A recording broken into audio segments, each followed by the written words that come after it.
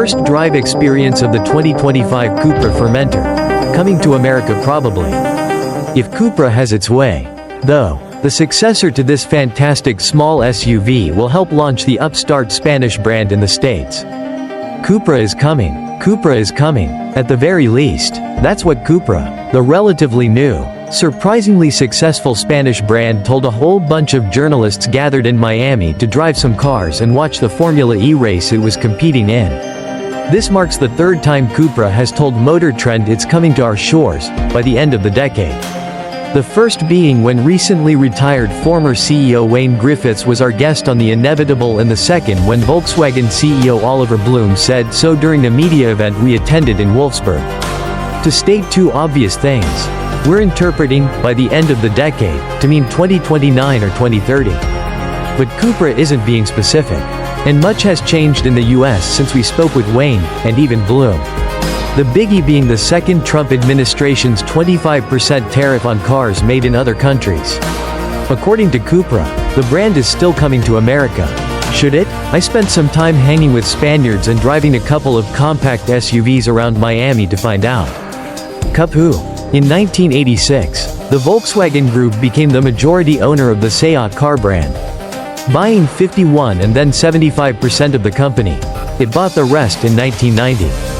SEAT, Sociedad Española de Automóviles de Turismo, i.e. Spanish passenger car company, initially built inexpensive post-war cars in partnership with Fiat. This continued after VW's acquisition.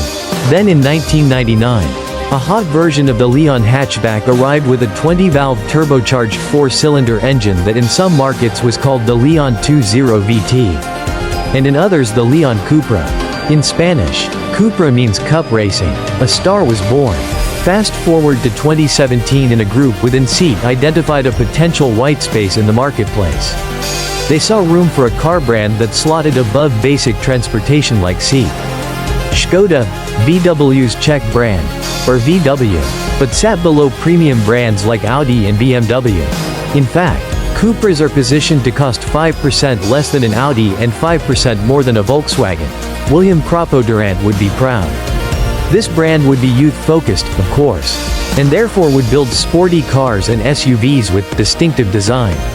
Additionally, Cupra would be more than an ordinary car brand, also focusing on things like gaming, racing, film, music, sports, clothing, and even interior, apartment design, the sort of stuff the kids are interested in these days. The crazy part? It totally worked. Cupra is now the 6th most valuable brand in Spain, and perhaps most unlikely, is the fastest selling car brand in Germany. Sales in March of 2025 were up 128.5%, putting Cupra in 6th place in Deutschland. How's the car? I drove the facelifted 2025 Cupra Formentor. Two of them, actually. The 272 horsepower 1.5 EPH EV and the more powerful 329 horsepower VZ with a boosted 2.0-liter i4. Pre-facelift, there was a VZ5 variant that had a 380 horsepower version of the Audi RS3's 2.5-liter turbo i5 engine. The Formentor is named after a Spanish peninsula and based on VW's MQB Evo platform that's also home to the Audi A3. Volkswagen Atlas and Golf, and more than a dozen other SEAT, Škoda, and VW models sold in other parts of the world.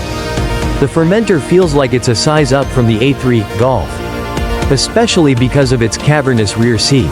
In fact, the Formentor's wheelbase is about 5 inches longer than the Audi's, but nearly identical to the Golf's, 103.6 inches versus 103.8.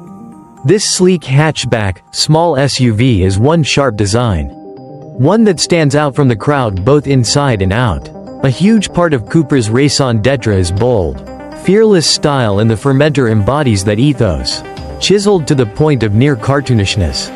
The sharp angles, triangles, and what might best be described as fangs make a clear statement in a market crowded with generic SUVs. The bronze paint job on the plug-in hybrid I drove didn't hurt either.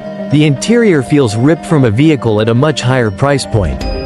Take the dashboard, which is covered in a high grade of rubber with nice stitching and interesting forms.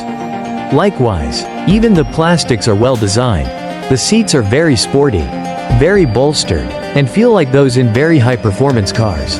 The passenger-facing software is on par with the best of what the VW Group currently offers. However, since these are European models without North American maps loaded, I used Apple CarPlay to navigate. The other Cupra brand pillar is sportiness. And here even the PHEV version of the Formentor lives up to its own hype. Ride quality is firm without being harsh.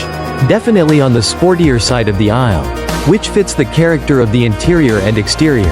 I found the nicely weighted and relatively quick steering to be a bit, yes, sportier than you might think appropriate for this segment. But hey, why not? I'm not complaining. Around town in the PHEV the acceleration is quite good, even when in electric-only mode. Switching to the 2.0-liter, 329 horsepower is legit quick, especially because the bigger engine version gets a WD and doesn't have to haul around any hybrid hardware. I only had about 20 minutes to rip around in the VZ. And even though I like how the 1.5-liter PHEV drives, I'd take the 2.0-liter without thinking twice. Think of it as the S3 hatchback Audi won't sell in the US as for the PHEV.